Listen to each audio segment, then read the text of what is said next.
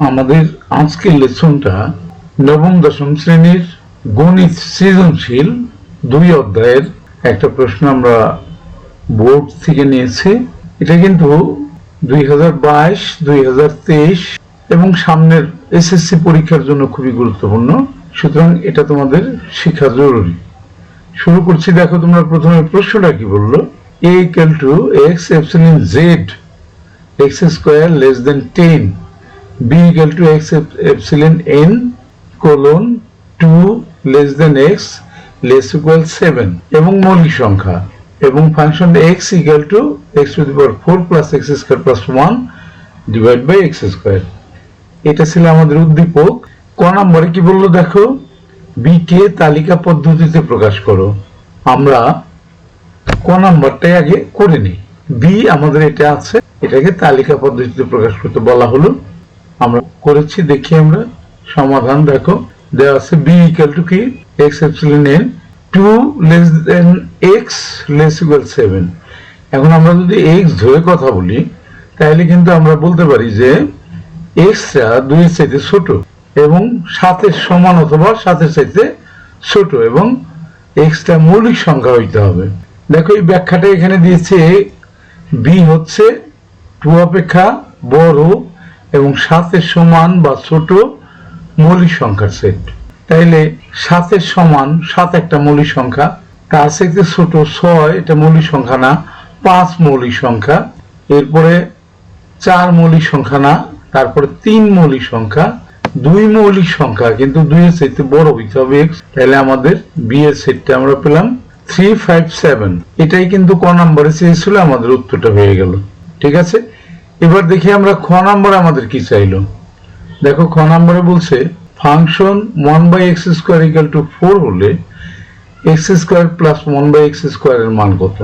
আমাদের function x দেওয়া ছিল এটা, তাহলে সেটা ধরে নিই আমরা।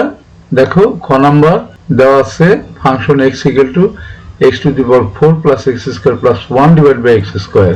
সুতরাং ফাংশন 1/x স্কয়ার যেখানে x আছে সেখানে আমরা 1/x স্কয়ারটা বসাবো। দেখো এই যে x এর জায়গায় 1/x স্কয়ার বসালাম, পাওয়ারটা ঠিক রাখলাম। এখানে x এর জায়গায় 1/x স্কয়ার বসালাম, পাওয়ার ঠিক রাখলাম। নিচে x এর জায়গায় 1/x স্কয়ার বসালাম, পাওয়ারটা ঠিক রাখলাম। এরপর দেখো আমরা ব্র্যাকেটটা উঠিয়ে দিলাম। উঠিয়ে দিলে কি হবে, পাওয়ার পাওয়ারে গুণ হবে, 4 দুগুণে 8, 1/x to the power 8 plus 1/2 দুগুণে 4, 1/x to the power 4 plus 1 divided by 2 দুগুণে 4, 1/x টু দি পাওয়ার 4। এরপরে দেখো আমরা যদি এটাকে লসাগু করি, লসাগু পাওয়ার যেটা বড় সেটা লসাগু হয়। দেখো x টু দি পাওয়ার 8 লসাগু হইল। তারপর আমরা জানি যে লসাগু অঙ্কটা কিভাবে করতে হয়, হর দ্বারা ভাগ লব দ্বারা গুণ।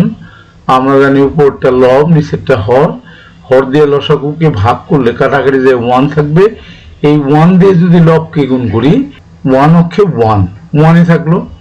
আবার দেখো দ্বিতীয় রাশিটা হরটা হলো x টু দি পাওয়ার 4, এটা দিয়ে যদি x টু দি পাওয়ার 8 কে ভাগ করি তাহলে থাকে আমাদের x টু দি পাওয়ার 4।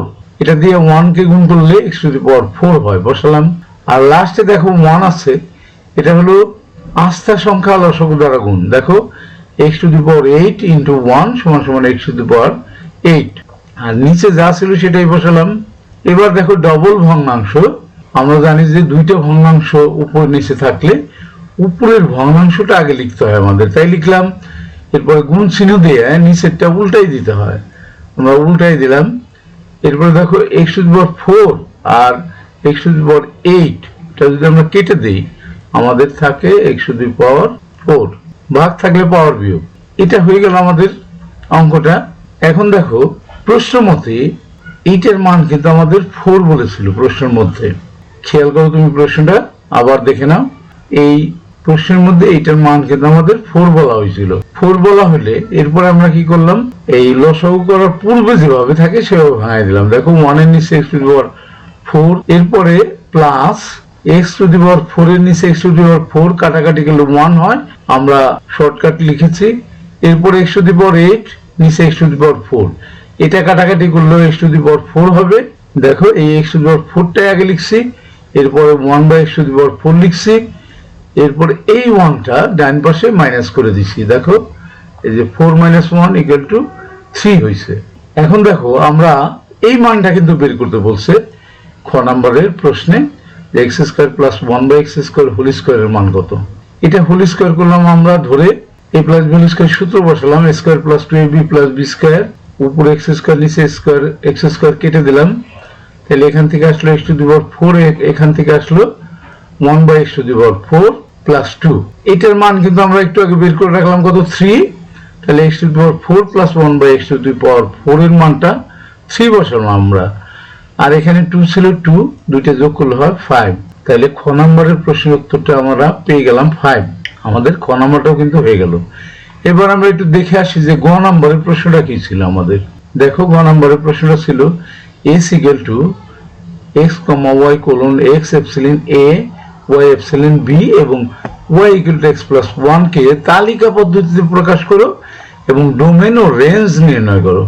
তাইলে এটাকে আমরা যদি করি, দেখো গ নম্বরে ক হতে পাই কি, b = আমরা এটা আগে বের করেছিলাম 357, আর a = এটা কিন্তু প্রশ্নে দেওয়া আছে x epsilon z x² < 10। তাহলে কি হয়, আমাদের z একটা পূর্ণ সংখ্যার সেট আমরা জানি, তাহলে এটা কিন্তু এই -3 আগে অনেক সংখ্যা আছে, +3 পরে অনেক সংখ্যা আছে, -3 -2 -1 0 1 2 3 আগে পিছিয়ে কিন্তু অনেক সংখ্যা আছে। কিন্তু যখন আমাদেরকে x² এর মানটা <10, মানে x1 ধরলে 1², 2 ধরলে 2 × 4, 3 ধরলে 3 × 9, 4 ধরলে কিন্তু 4 × 16, এটা কিন্তু এটা এই শর্তটা সিদ্ধ করে না, মানে 16 বলছে 10 এর চাইতে ছোট, তাহলে আমরা 4 নিতে পারি না, 1 2 3 নিতে পারি। তাহলে এর মানটা আমাদের কি আসে, -3 -2 -1 0 +1 +2 +3। এটা কিন্তু আগে পিছিয়ে আর ডট ডট হইল না, খেয়াল করো। আবার s = দেখো শর্তের মধ্যে বলা আছে এই যে x epsilon a, y epsilon b এবং y = x + 1, এই শর্তটা আমাদের দেওয়া আছে। এই শর্তের আলোকে আমরা কি করতে পারি, এখন প্রত্যেক x epsilon a এর জন্য y = x + 1 নির্ণয় করি। একটা ছক এঁকে এর যতগুলো মান আছে সবগুলো x ধরে আমরা y এর মানটা বের করব। y এর শর্তটা কি, x + 1। তাহলে x এর যে মানগুলো আমরা পেয়েছিলাম, যেখানে -3 -2 -1 0 +1 +2 +3 সবগুলো আমরা ছকে x এর ঘরে বসালাম।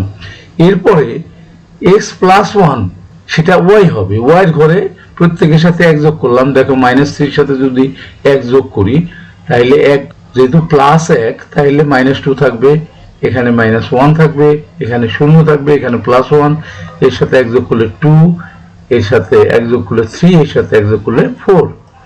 এই ছকটা আমরা বানালাম। কিন্তু দেখো এই ছকে কিন্তু অনেকগুলা এই জোড়া আছে, দেখো -3 -2 আসতে পারে, কিন্তু আমার কিন্তু শর্তের মধ্যে সে কথা বলা নাই। শর্তের মধ্যে কিন্তু আমাদের যে আমাদের মানটা দেওয়া আছে, যে দেখো b এর মানটা এখানে আমাদের কি দেওয়া ছিল, 357। তাহলে y যেহেতু b এর সদস্য, y epsilon b এর সদস্য 357, তাহলে এখানে b এর অন্য কোনো সদস্য নাই, কিন্তু খেয়াল করো এই যে দেখো এই যে y টা b এর সদস্য, তাহলে b এর সদস্য কিন্তু 4 নাই, শুধুমাত্র 3 আছে, 2 নাই, 1 নাই। তাহলে আমরা আমরা কি নিতে পারি, s নিতে পারি 3, অন্যগুলো কিন্তু আমরা নিতে পারি না। আর সুতরাং ডোম s = কত, ডোমটা প্রথমটা ডোম আর শেষেরটা হলো রেঞ্জ। আরো বেশি সদস্য থাকলে ডোম বেশি হইতো, রেঞ্জ বেশি হইতো। তো একটা সদস্যই আছে x y, x এর একটা y এর একটা, এই জন্য ডোম s = 2 হইল আর রেঞ্জ s = 3 হইল। এটাই কিন্তু আমাদের উত্তর হয়ে গেল। নিশ্চয়ই তোমরা বুঝতে পারলা। আমাদের কিন্তু অঙ্কটা শেষ হয়ে গেল। আমরা আজকে শেষ করব। শেষ করার আগে যে কথাটা বলে থাকি প্রতিবার, সেটা হলো তোমরা কেউ যদি আমার চ্যানেলে নতুন হয়ে থাকো এবং আমার পড়াটা যদি ভালো করে শিখতে পারো, বুঝতে পারো, তাহলে শুধুমাত্র আমার চ্যানেলটাকে তুমি সাবস্ক্রাইব করে দেবা, আদারওয়াইজ নট। আর যারা ইতিমধ্যে আমার চ্যানেলটাকে সাবস্ক্রাইব করে দিয়েছো তাদেরকে অসংখ্য ধন্যবাদ। তোমাদেরকে বলবো যে তোমরা প্র্যাকটিস করবা, বারবার প্র্যাকটিস করবা। যে যত বেশি প্র্যাকটিস করতে পারবা সে কিন্তু পরীক্ষায় তত ভালো ফলাফল করতে পারবা। এটাই কিন্তু ভালো ফলাফল করার গোপন রহস্য। ঠিক আছে, শেষ করছি। Thank you for watching, see you next.